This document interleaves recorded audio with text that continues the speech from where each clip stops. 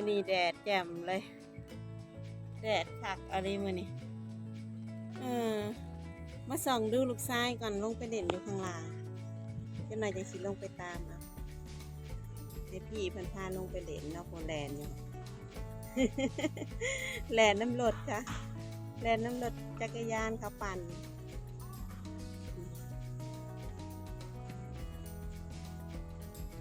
เพราะว่าอยู่บนหน้าตึกนะมันห่มดีเด้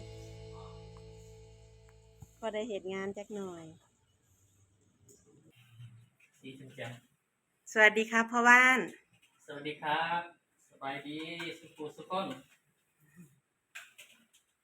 รีดยังนะอันนี้เช็ดเบาะรถ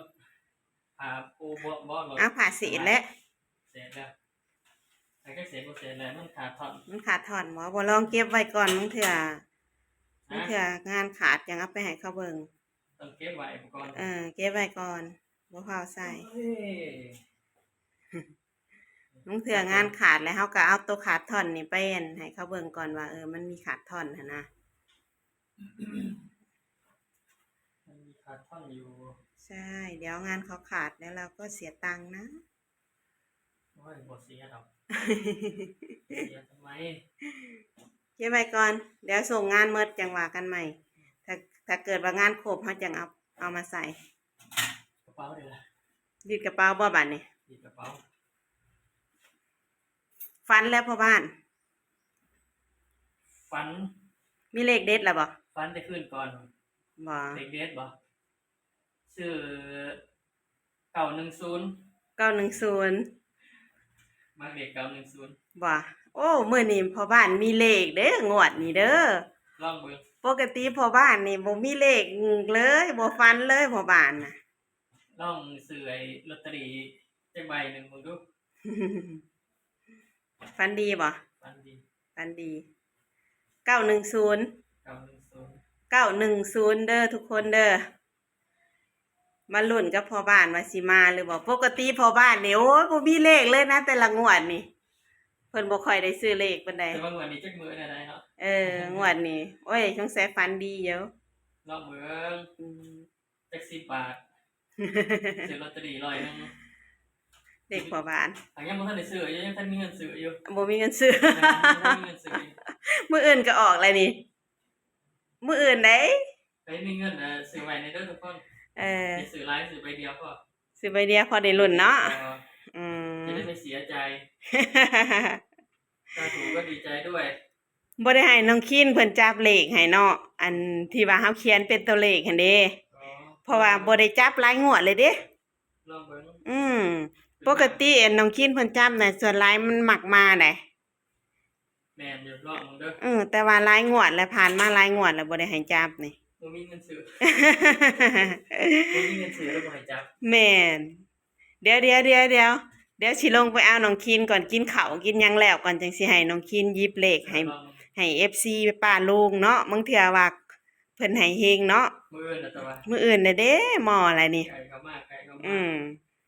เดี๋ยวจะหน่อยหาอีหยังกินก่อนจังสิให้น้องคินเพิ่นหยิบเลขให้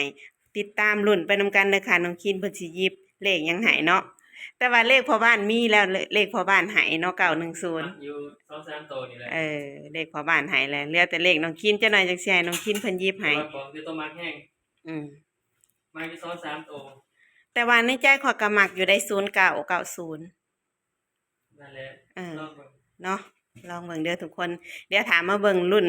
เลขน้องคินจะว่าหยิบออกมาตรงกับพ่อบ้านบ่จัก จึงได้หากินข้าวก่อนเนาะพ่อเนาะโอ้ยบ่วิดมาม่าเด้อมื้อนี้ขี้ข้านหากับข้าวเด้อกินมาม่าเนาะ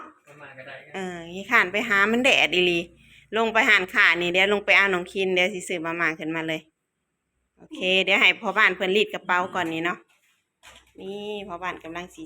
รีดกระเป๋าสีงามอันนี้สงกรานต์จะเกิดลายยังไงจักลายหยังเนาะลายสมัครปีลายรวมมิดเลยได้นี่รวมสีเดี๋ยวลงไปเอาน้องคินก่อนไปจ่ายตังค์เลยเป็นหยังน่ะ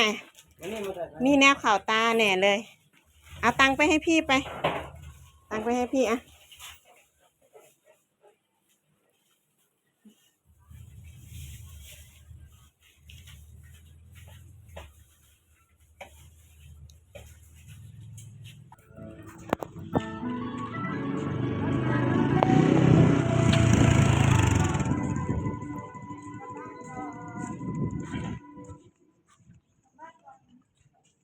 ได้มาม่าของกิน ของกินมื้อนี้ของกินวันนี้สวัสดีครับก่อนสวัสดีครับนี่บ่อยากขืนทุกคนเลยจะจางเจ้าลูกไปกินข้าวก่อนแล้วค่อยขึ้นแล้วค่อยมาเล่นใหม่เนาะโอเค ดีก่อนเนาะ ตาเอ๋ดูสิแม่เป็นไรอ่ะลูก นะ เห็นตาเหรอครับ ยกตาตัวเองแหน่เลยอ่ะถอดรองเท้าก่อนว้าเหนื่อยข้างล่างแดดร้อนแต่ว่าบอลเพิ่นเล่นนะมันห่มเย็นอยู่เป็นไรเพิ่งแม่เบิ่งดู น้ำตาเลย แม่มันลงไปจับตาอยู่ อืม ต้องใส่โดนตามือโดนตาไหนเลยอ่ะ เห็นแล้วเห็นแล้ว ไหนจังเลย กินนม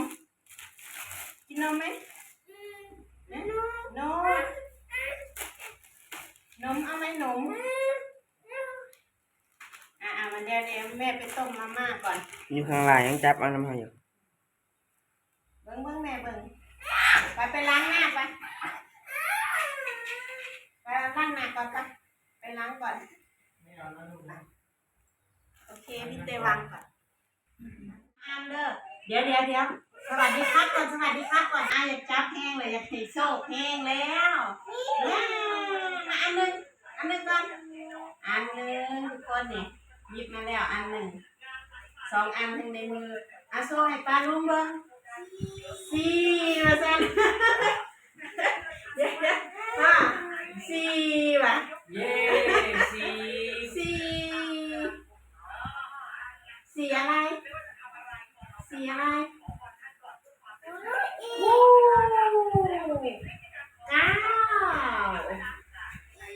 9ไหนใช่ไหม91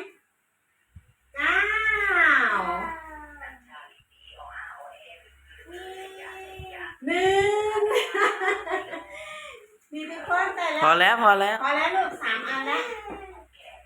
4 9 1โอ้เกือบกับพ่อบ้านเลย นั่น0 9 มาได้1 ได้491แต่ว่าเลขพ่อบ้าน910เอาใส่ลูกเอาใส่เลขพ่อบ้านได้910ของลูกไหนอ๋อได้แล้ว3 ตัว491ใช่ไหมลูกโอ้โหจักตัวเลขเซยเลยว่ะอันนี้ว่าเป็น4เก่งจังเลยอันนี้เป็น9แล้วก็1แดงไปเจอเลย491มาหารุ่นไว้ทำกันว่าทุกคนว่าเลขของบ้านกับเลขน้องกินเลขใครสิมาเนาะเอ้าได้แล้วลูก3 ตัวตรงๆนะให้ป้าลุงเฮงๆนะโอเคไหมโอเคป้าลุงเฮงๆลาป้าลุงก่อนเลยมันคือยังมีกันจับอันนี้มาได้3 ตัวแล้วเอามาฝากป้าลุง3 ตัวแค่นี้พอลูกขอให้ป้าลุงเฮงๆรวยๆนะโชคหมานกันทุกคนนะคลิปนี้ก็สิลาไว้สนิทก่อนเนาะค่ะทุกคนเนาะไว้พอกันใหม่คลิปหน้าเนอะมาลุ้นกันมื้ออื่นว่าเลขตัวใดสิมาเนาะคลิปนี้ขอตัวลาก่อนค่ะสบายดีก่อนสวัสดีครับ